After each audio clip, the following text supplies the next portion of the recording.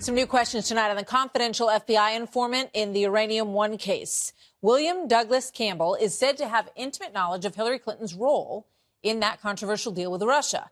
But a new report by Yahoo News says, quote, federal officials have serious questions about the credibility of a key witness in congressional investigations of Hillary Clinton's role in the sale of the uranium mining company to Russian interests. So the person who knows his story and what he knows, probably better than anyone, joins me now. Victoria Toensing is the FBI informant's attorney. Victoria, good to have you with us tonight. Welcome. It's good to be here. And Martha, first of all, I would like to tell the viewers what exactly this Uranium One is all about, just so they can have the context. And that is, as early as 2009-10, the U.S. government was well aware that the Russian uranium industry, the nuclear industry for Russia, was corrupt. And how did they know that? Because my client was working undercover and providing them all the information about the bribes and the kickbacks and all the threats.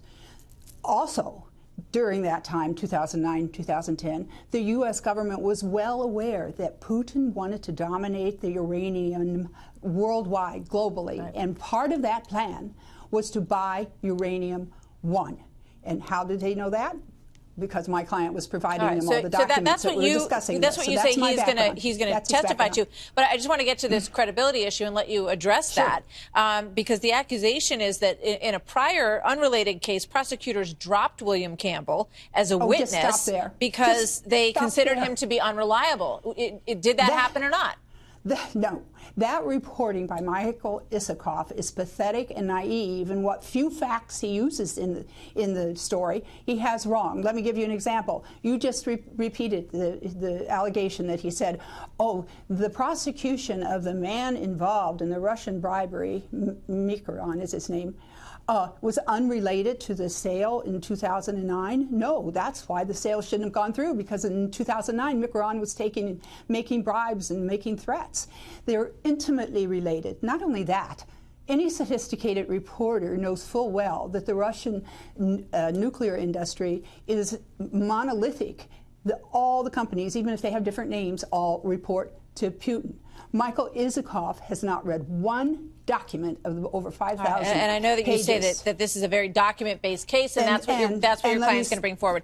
But let me ask you something else, because what I'm interested in is, so while your client was undercover, working on trying to figure out whether or not there was undue influence from Russia and whether or not they were actually winning anybody over in the Obama administration, namely Hillary Clinton, what was the awareness level of the Obama administration, and why weren't they told all of this supposedly explosive information, and why didn't they derail this purchase if all of that was true? The question that I'm asking, and reporters like John Solomon and Sarah Carter are asking. My client was told by the FBI that high officials at the FBI were being told about it. I don't know if that means Bob Mueller, but if it did, Bob Mueller, I assume, would have reported that to Eric Holder, who was the Attorney General and who sat on the body that made the decision to sell the Uranium One.